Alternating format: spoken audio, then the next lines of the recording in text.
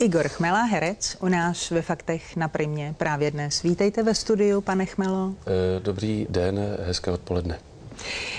Má takové bezelstné, pravdomluvné, hodné oči. O vás někdo řekl? Robert Sedláček, ano, tak, taky jsem to četl. A jak jste to dokázal ho takhle ošálit? Jako myslíte, že to byla nějaká mystifikace, že jsem na něj udělal nějaký hezký, pravdomluvný oči a díky tomu si mě vybral do toho? Počkejte, jestli mě chcete říct, že jste doopravdy jakoby bezelstný, pravdomluvný a hodný, tak to bude platit. Tak to vezmu zpět, tu otázku. No, to jde o ty oči, že jo, že ty tak jako vypadají, no. No, ale já se ptám, jaký jste. Jestli jsem bezelstný, pravdomluvný a hodný? Ano. No, tak jak kdy.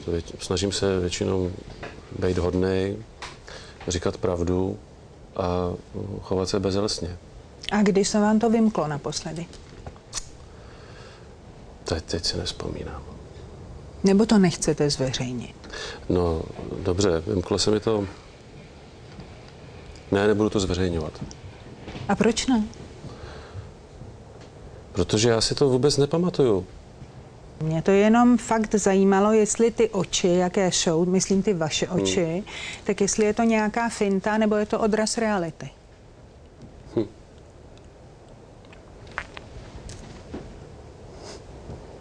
To byl dotaz. Jo, to no, tak řekněme, že to je prostě realita. No. Dobře. Myslíte si, že právě proto, jaký jste, vás Robert Sedláček angažoval do svého nového filmu, který mimochodem má dnes premiéru, jmenuje se... Rodina. Tak, Rodina, základ státu? Je základ státu. Ne, vybral jsem mě kvůli tomu, že mám hodné, pravdomluvné a bezelstné oči. Je to pro mě zklamání. Já jsem si myslel, že si mě vybral kvůli tomu, že si myslel, že obstojím jako herec a opět jsem byl obsazen pouze typově. Pokazil jste mu ten film, máte pocit? Myslím, že snad ne. Říká Igor Chmela, herec, český herec, který je dnes ve Faktech na Primě. Vy se profilujete nejenom jako herec, ale taky jako komik. Jako komik v takovém speciálním útvaru, kterému se říká stand-up. Říkám to dobře? Stand-up komedy, to jsem dělal před, nevím, 5 lety. A teď už to neděláte vůbec? Teď už to nedělám vůbec. Odešel jste od toho proč? Já jsem to, jestli se ptáte na pořad na Stojáka, ano. Tak tam jsem udělal nějaký 3 výstupy a pak už mě asi nenapadlo nic vtipného, co bych mohl předvíst, tak jsem neměl potřebu se producírovat a obluzovat svým humorem diváky na Stojáka dál. Ale řekněte, ten stand-up komedy, že si prostě stoupnete a předvádíte něco komického, je to čistá improvizace? A nebo je to něco, co si vážně doma připravíte? To bylo vážně připravený doma. Všechno? Jedna scénka, tu jsem si myslím lajsnul tak, že jsem tam vyšel, aniž bych věděl, co budu provádět. Ta se upřímně řečeno moc nepovedla. Já jsem vás chtěla zrovna poprosit, jestli byste třeba na 30 sekundách uměl takový krátký nějaký stand-up nám tady předvést. Na jakékoliv téma, ani vás nebudu nijak limitovat. To vás klamu. Fakt ne? To nedokážu teď. Ale já myslela, že jste mistrem improvizace. Mistrem improvizace? To je od vás hezké, tak děkuju za kompliment, ale teďka prostě to vyšlo najevo, že to tak není. Ale vy stále improvizujete u nás na Primě, taky v pořadu Partička s hereckými kolegy. Tak to si taky všechno doma připravujete? Ne, Partička je o něčem jiném. Stand-up komedie je o tom, že tam je člověk sám a jako jedinec baví ty diváky a Partička je o tom, že tam jsme partička 4 herců a děláme to dohromady. Ta improvizace je o to těžší, že jsme 4. Ale je to čistá improvizace, nebo je to připravené? Je to samozřejmě čistá improvizace. Pochopitelně podezřívavý divák tomu nebude nikdy věřit, že ano, ale nevím, jak diváky přesvědčit, že skutečně nevíme, co v následujících okamžicích nastane.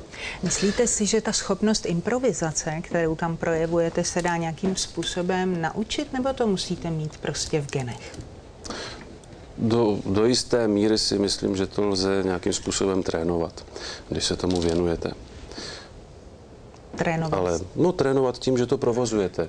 Já to chápu, já se chtěla zeptat, jak dlouho jste trénoval. Kdysi před lety s Ondřejem Sokolem jsme dělali takový improvizovaný večery v divadle, ale to už je hodně let. A zase ten trénink u mě v současnosti probíhá tím, že jsem v tom pořadu. Díváte se v partičce zpětně na to, co jste vytvořili? No, já se musím přiznat, že já moc ne, já se moc nemusím dívat na sebe. Ale nemyslíte si, že je to... Protože víte co, je to totiž tak, že když to člověk potom vidí, a je to tam, tak je to věc, která už pro mě potom jako skončila, už je to pryč, s tím už se nedá nic dělat. A když to potom člověk vidí a říká si, jejda, tady to mohlo být nějak jinak, tak proč se tím zbytečně trápit? Určitě, ale někteří, kteří vystupují na televizní kamery, tak říkají, že se zpětně, když se na to dívají, tak se v mnohém poučí. A zásadní chyby, které sami na sobě vidí, prostě už neopakují. To asi jo, u takového interpretačního vlastně způsobu je tohleto součástí té profese, tak je dobrý vidět třeba film, který jsem natočil, i když se s tím taky už nic nedá dělat, ale u té improvizace to je voda, která plyne v tom reálném čase a to si uvědomíte už ten okamžik, když to provádíte, že něco je špatně. To, že to vidíte ze záznamu, to myslím si, že už člověka zase tak moc neponaučí. Jdete dneska na filmovou premiéru Sedláčkova a vašeho filmu? Ano. A bojíte se? Těšíte, bojíte? Ne, reakce publika?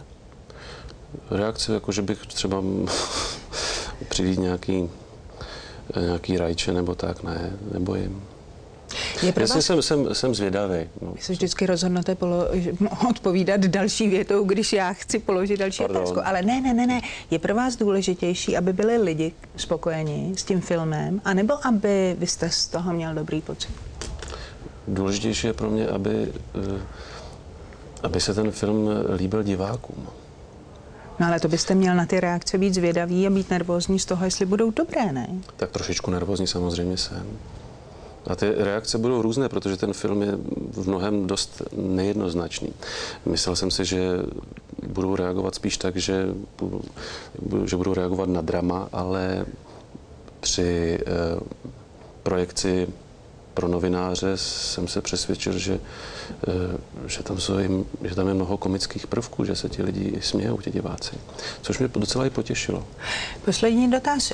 Vy tam hrajete toho učitele dějepisu, tuším? Bývalého. Tak, bývalého, který kvůli rodině, jak říká, krade a je v různých machinacích finančních.